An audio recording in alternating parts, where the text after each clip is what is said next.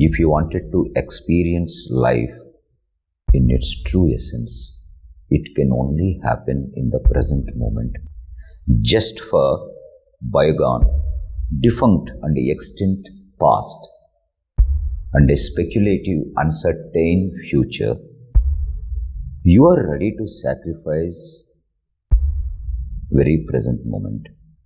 Important element of breath is very successful in achieving the paramount objective of this Buddha's meditation, that is here and now.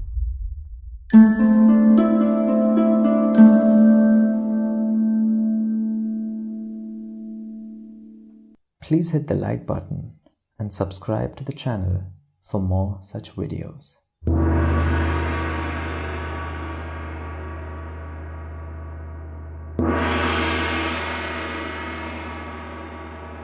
Good evening. Again, today we are going to discuss about the role of breathing.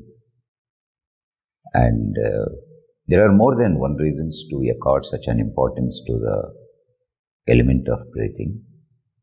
In the previous episode, we have seen how the mind was the close companion of breath, and how by using the simple breathing as a tool, we can go along, possibly we can grasp the most critical and complex mind. Today in this episode, in the same vein, we are going to see two most important elements, both of which can be gained through the breathing and the meditation. Number one, how to live in the very present moment or to be in time. And the very next, how to keep your mind at home. These are the two most important aspects of the meditations. Now when we come to the very first element, that is to be in the present moment,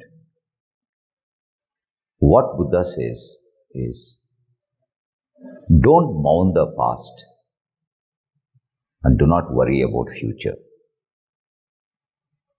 Live in the very present moment, carefully and wisely. In most of his practices and preachings, Buddha accorded immense significance to this element of living in the very present moment, or to this concept of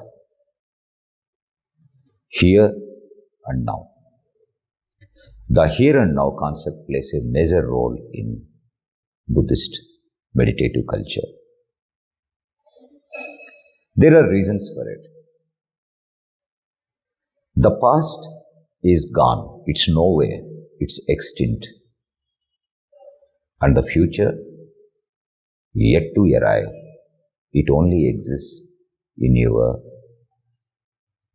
speculations, in your imagination and in your dream, therefore completely unreal and uncertain. Then what is the certainty?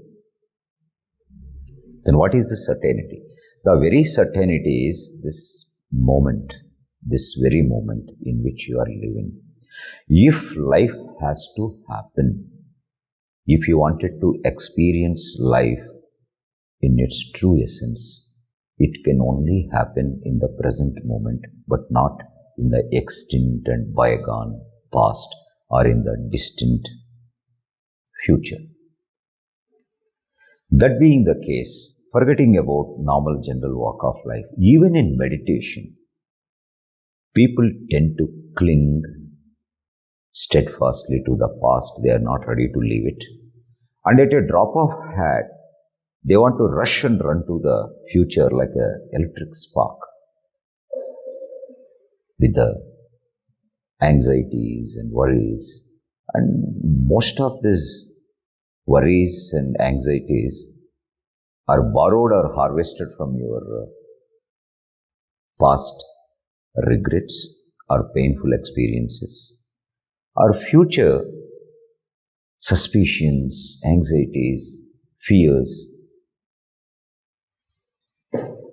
and when you come to reality in such, the pains or the sufferings what you had in past are no more there. They are extinct. But yet, you dig, you enlarge, you try to live in those memories and you continue to suffer. Similarly, the anxieties, the fears, they don't exist in the future. It only exists in your mind and you create your own phantom and you get scared of it. Therefore, you carry tremendous amount of burden at your back, the past. You carry the past at your back and you keep climbing this imaginary ladder of future to uncertainty and unknown. Here the casualty is very present moment. Just for bygone, defunct and extinct past and a speculative uncertain future, you are ready to sacrifice very present moment. You are ready to waste it, your moment of your life, therefore the life itself. Here I'd like to tell you, no moment of your life can occur twice. It happens only once. Taking cognizance of same, you have to be careful and wisely, with complete awareness, you have to capture this very moment of presence, live in it with a bliss. Celebrate it as if it can never happen again for the aeons. For this reason and other, several Buddhist schools, they accord lots of importance to this element of living in this very moment in their meditations. Often they equate with a living in an earthly heaven or blissful land, call it as a Sukhavati or a pure land. Right.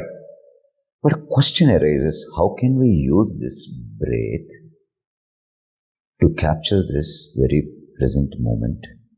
Or how are we sure that we are living in the moment? Coming to the second question. When you are completely and deeply aware of your breathing and you are in contact with the very time, means you are grasping the moment of your life. That's a very present moment. But remember, capturing this present moment, the intensity depends upon the magnitude, the level of awareness that you are ready to invest into that breathing. The more is the awareness, the better is the benefit. Now it is left to you, but it is easier said than done. But once you completely invest your awareness deeply, what happens is, now the breath becomes awareness. And once you are completely mindful of your breathing, the breath itself becomes a mind. It starts acquiring the shape of mind. Now, there is no distinction between the breath, the mind, or the act of breath. All are brought together. They are one. There is no dualism. Now, in such a state, the mind, which is completely aware and alert and not sleeping. Now the mind is awakened. This mind is capable of capturing very essence of the time, the present moment. Thereby, it is capable of capturing very moment of your life. Further, now you don't exist in the moment. Now you live in the moment after that. What it meant by living in the moment and not existing in the moment? Most of you, And most of the time, you don't live your life completely, but you just exist as an article, as an item, as an object that lay around you. Maybe like this four walls, like an outside gate, or the roof, or a fan, or a television that exist in your house along with you mechanically. And you are one of such mechanical robo in the home. You don't live, you exist. But after realizing this moment, the present moment, after living in it, now you no more exist, but you live. You are not a mechanical device. You are one living organism with completely pulsating awareness. So you are successful. Thereby, this is how, in brief, the breath can be used to capture the very moment of presence. And as Buddha says, one moment can make a day and one day can make a life. But here we are capturing the very moment of our life. Then what about the space? That is a glitch. That's a problem here. The mind not only constantly drifts and jogs on the scale of the time from past to the future, it also does on the scale of space and location. It constantly keeps shifting. The mind keeps wandering around. It goes away. You don't know where it goes and where it is. It's not in your grasp. It is like a hurried leaping frog that it jumps from here to there to here. You must remember, the mind is never there where your body is. Always there is a disconnect between your body and your mind. And bringing these two things, that is the union of this body and mind, and making a connect, is a major objective of most of the meditations. So, your mind most of the times deserts your body, favoring and seeking the fairy lands. This deceptive, dreamy mind constantly wanders around. Despite of having such a healthy, nice, sentient body, this wandering, moosey mind, it roams around like a homeless destitute. It's not with you. It won't prefer you. This is the fate. The here. I'm talking right now. You are here in Bangalore, but the mind is in Bangkok or New York. You are at home having your breakfast, but whereas your mind is in office. And when you are in office, you are planning for your celebration evening in a bar. And when you sit in the bar in the dim light, sipping a cup of wine, now your mind is chasing behind the schemes, the projects and the plans of a future, the shares, the real estate, the projections. You are not there. Forget about it. When you are driving a vehicle, you are going on the way, you may be passing several landmarks, your signals, your hoardings and so many things. But never you are there with any of the thing. But your mind wanders elsewhere. Your mind is not with you or in the car. Unless some gentleman honks from the back to remind of your absent-mindedness, or some unruly fellow zips right in front of your vehicle, then your mind comes there. Otherwise, your mind is never there. There are numerous, ample of such examples we can illustrate. On this accord, several Buddhist schools, particularly the Zen Buddhism, considers this wandering, uncontrollable, leeward mind as a bull. They considered it as a wild bull, a savage bull, which cannot be controlled. Forgetting about taking it by its horns and controlling. Citing this bull itself, citing this wild mind itself is considered critical in Zen meditations. So, forget about bringing it back home. First, you have to tranquilize this wild bull, this mind. You have to pacify, you have to tame, you have to bring it to your home and then tie it. Then here the role of breath is, it appears as simple as this. Here the breath is like a rope and the awareness is like a peg. You are using the breath as a rope and awareness of peg, and you are trying to tie it or tether this wild bull at your home.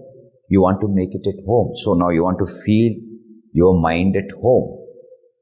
This is how one of the way the breath can be utilized to bring your mind back to your home. With this important element of breath is very successful in achieving the paramount objective of this Buddha's meditation, that is, here and now. And further, you realize now the peaceful, the tranquil state of mind and its acts and activities. You try to live with a bliss in the very present moment and you be with the time. You also capture the essence of phenomenal truth of the time. You are able to visualize and you are in contact or you are in touch at that very moment with reality. And further, you are bringing back your wandering mind to your home and there is no disconnect. All these elements put together, all these things brought together, stitched together. Now the breathing is used as a thread and the awareness as a needle. You stitch and you embroider a beautiful brocade in a meditation and you present it to your own life.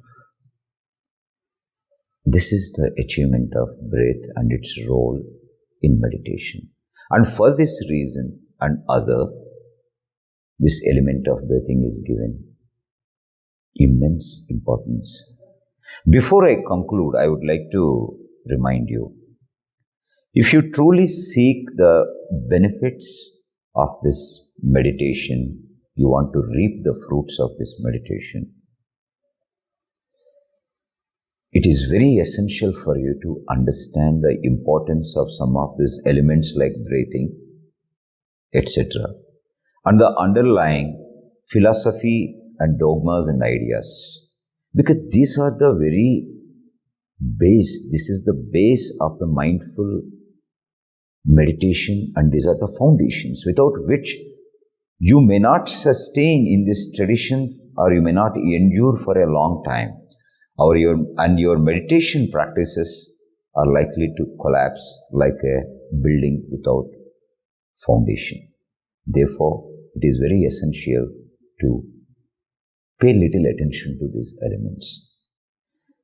And in the coming episode, we will try to discuss more about the importance of these elements in the meditation, particularly about breathing. For now, I take leave of you. Thank you.